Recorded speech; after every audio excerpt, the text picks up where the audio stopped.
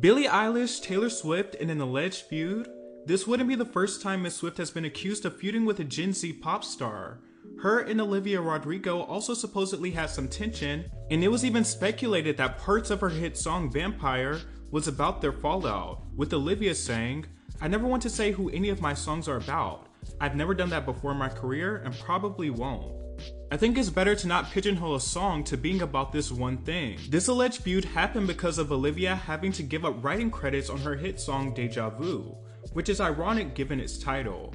But in retrospect, it's one of those songs that fell victim to faulty copyright song laws in a post-Blurred Lines music industry, because they have zero similarities. They both shout in the bridge and that's it.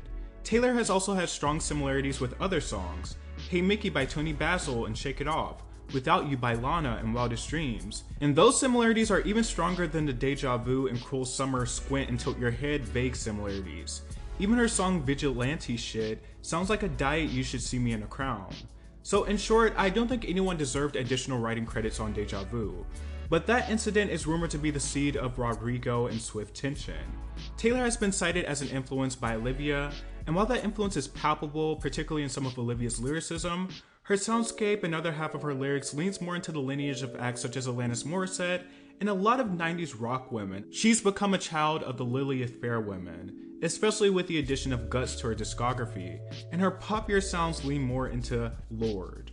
But this led many to speculate that Taylor dropped a lyric aimed at Olivia in the Torture Poets department, saying, "You look like Taylor Swift in this light, we're loving it. You've got the edge she never did. The future's bright." Now there's alleged tension between Billie Eilish and Taylor Swift. These beefs never seem to be explicitly personal, but more so about the politics in the music industry. This started when Billie said, "Then it's some of the biggest artists in the world making 40 different vinyl packages that have a different unique thing just to get you to keep buying more." It's so wasteful, and it's irritating to me that we're still at a point where you care that much about your numbers and you care that much about making money, and it's all your favorite artists doing that shit.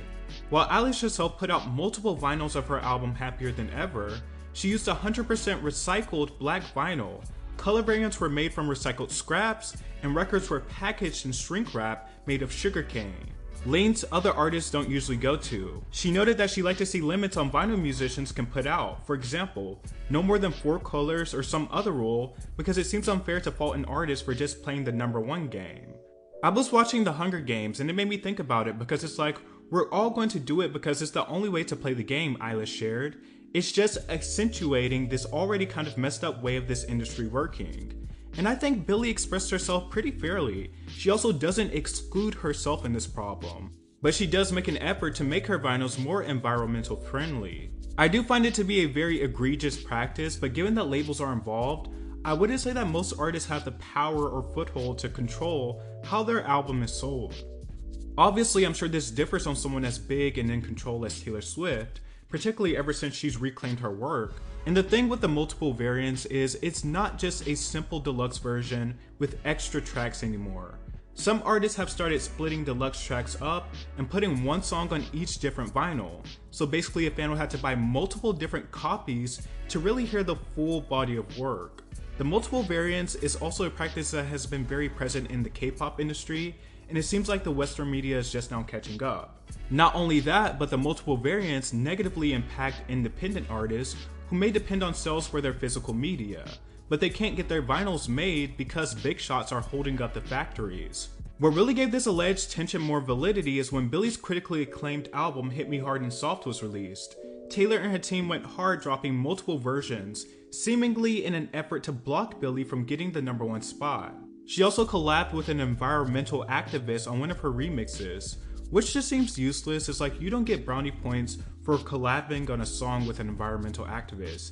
You get cred when walking the walk. Some have said this whole entire thing may have been a coincidence. Personally, I don't think so, just like I don't think it was a coincidence when Taylor released her albums on streaming services when Katy Perry released her album Witness, in the midst of their feud, or when she randomly moved her album back when she found out Adele was releasing an album. Taylor has a reputation for being calculated with Easter eggs, meticulously planning things. I don't think this would be much different. Even with the not so subtle alleged diss track towards Kim Kardashian, on the Tortured Poets. She's just very meticulous, and I just don't think this would be much different.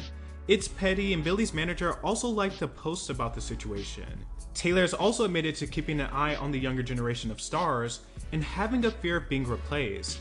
In her song Nothing New, she says, "I know someday I'm gonna meet her. It's a fever dream. The kind of radiance you only have at 17.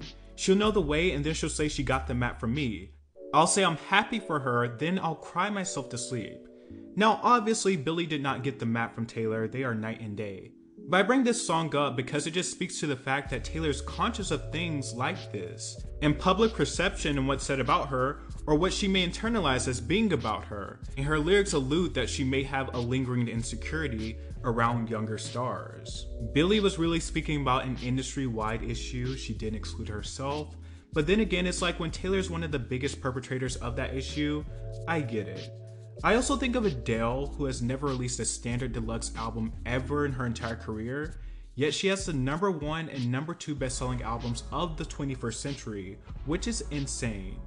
Nonetheless, Billie still earned the biggest first week sales of her career thus far, which is an amazing feat.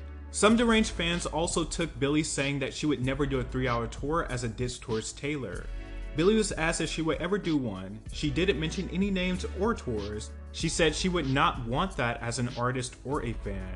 And that's her prerogative, it's really not that serious. Even then, the girl only has 3 albums. Shocker, she doesn't want to have the length of a greatest hits tour so early on in her career. I feel this particular aspect is something that has really been sensationalized, like, it's really not that deep. Ultimately, I don't think this beef or tension is a big deal. I do think Taylor was probably aware of what Billie said and wanted to be vengeful. And I get it, it's like sports. You want your team to be #1, but at the end of the day, a #2 chart position is not the end of the world. Especially when you're not a seasoned vet and you're still carving out your own legacy and fan base. If anything, I think it's remarkable given how non-conforming Billie's music generally is to pop radio. I saw her career taking more of a Lana Del Rey route, where there's big commercial moments throughout their careers, but they mostly are carried by their own loyal fan bases. But Billie continues to pave her own lane. Hit Me Hard and Soft being at #2 doesn't change the fact that it's a good album. A hit dog will holler, but let's hope that this beef does not materialize into something bigger.